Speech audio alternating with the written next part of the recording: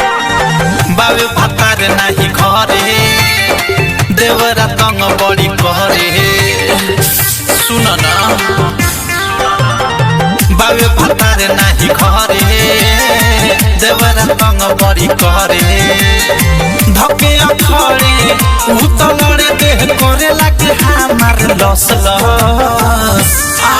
चाटे ढोरी में चुबा के जब जिलेबी के रस चाटे ढोरी में चुबा के जब जिलेबी के रस चाटे ढोरी में चुबा के जब जिलेबी के रस चाटे ढोरी में चुबा के जब जिलेबी के रस।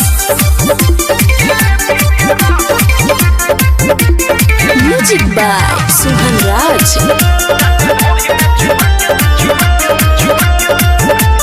भइल बा वही जहा झलका रे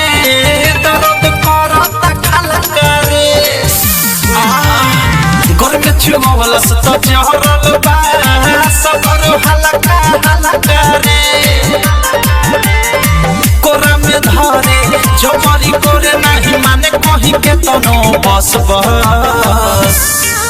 चाटे ढोरी में चुबा के जब जिलेबी के रस चाटे ढोरी में चुबा के जब जिलेबी के रस चाटे ढोरी में चुबा के जब जिलेबी के रस चाटे ढोरी में चुबा के जब जिलेबी के रस।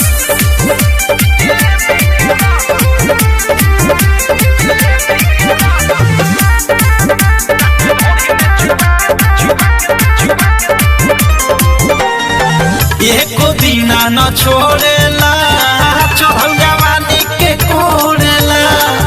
का कहीं प्रेमियों मध्य से सखिया रे